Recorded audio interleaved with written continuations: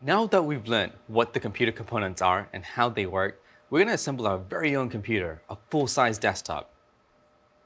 Computers are incredibly fundamental to the work of an IT support specialist.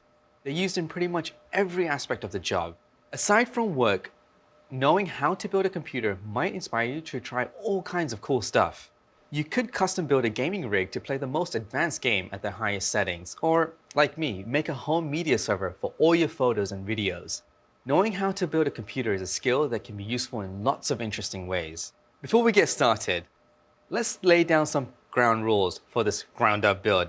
Sorry, I couldn't help myself. We should think about electrostatic discharge and try to prevent unwanted static from harming our very expensive components. Have you ever rubbed your socks on a carpet then accidentally zapped someone? That's pretty harmless. But if you do that to your new motherboard, you could completely destroy it. So how do we prevent static discharge? We can go about this in two ways. You can touch an electrical device that's plugged in but not powered on. FYI, you should do this every couple of minutes when assembling a new computer. Another option is to wear an anti-static wristband, like the one I have here. Let me get it. You connect the end of the clip to a non-painted metal surface, like your computer, and then you strap it on to your hands, and voila, you're done. While we're on the subject of anti-static safety, I want to call out that when you buy computer parts, they'll come in anti-static bags to prevent accidental static electricity. Be sure to keep them inside the bags until you need to install them on your computer. Now, let's get making this computer. We'll start by laying down the foundation of our computer, the motherboard. Remember, there are lots of different form factors for motherboards, and you want to make sure the one you purchase fits your computer case. We purchased a full-size desktop case and have a full-sized ATX motherboard. On the motherboard, there are lots of screw holes which coincide with the holes in the desktop case too. You want to match up the holes on the motherboard to the holes on the desktop. Once you figure out which holes to use, screw in these standoffs. Standoffs are used to raise and attach your motherboard to the case. In this instance, our case has built-in standoffs. Let's start adding on components.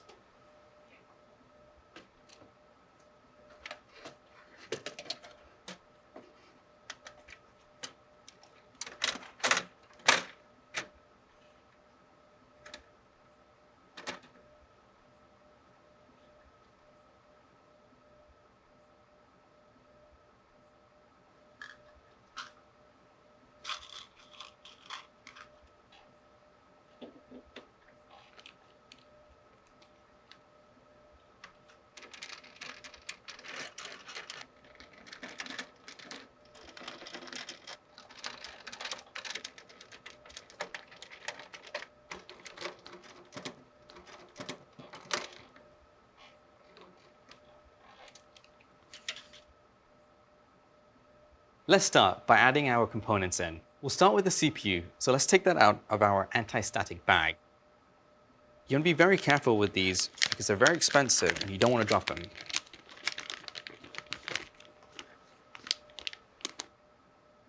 Once we've taken out the bag, let's line up the CPU with the motherboard socket. Something to note is this marker right here. This has to align with the CPU socket on the motherboard.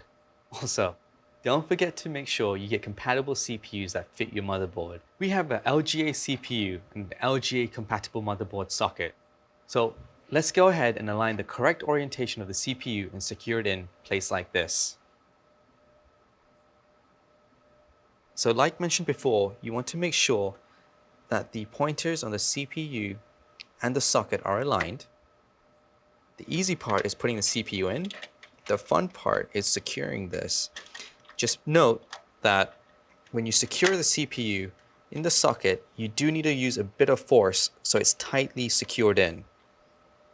1 and 2. Perfect. So now the CPU is secured in the socket. Now that our CPU is in place, we need to add our heatsink on top of it. The heatsink is used to dissipate heat from our CPU. I want to show you some cool things. This part right here, this is what our CPU relies on to stay cool. It takes the heat from there and then uses this fan to blow it out. Before we attach the heatsink, we need to apply an even amount of thermal paste. Let me get that. This is the thermal paste. Thermal paste is used to better connect our CPU and heatsink, so the heat transfers from one to the other better. To get started, apply a dab of thermal paste and spread it evenly with a flat object. Let's do that on our CPU right here.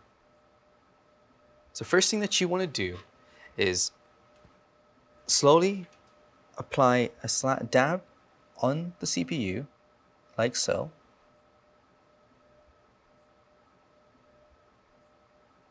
Then with a flat object, apply the thermal paste evenly throughout your CPU. So you go halfway right here, halfway right here, halfway right here, and then halfway right here. Just make sure that I spread evenly throughout the CPU. You may have to do this multiple times to get this correct.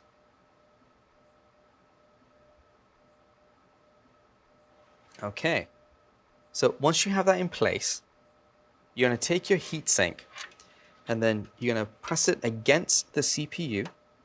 And something to note is these screws right here, they align with the CPU socket. So that could guide you while you put the heatsink on.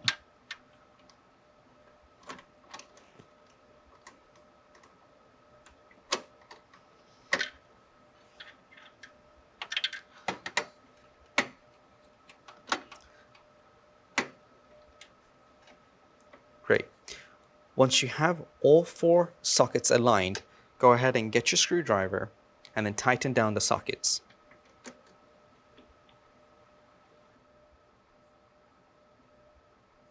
So one thing to do is to make sure that you screw opposite sides first so you know that the heatsink is attached securely.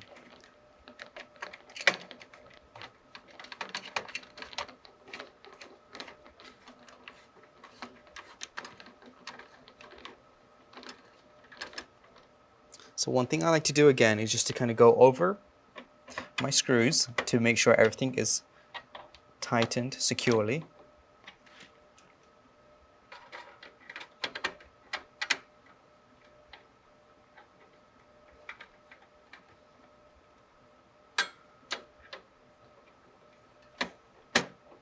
Great. Now that our screws are tightly on and our heatsink is secured to the CPU, you have to plug the SMOLEX to the motherboard. This is important because this is what controls the fan speed via the motherboard.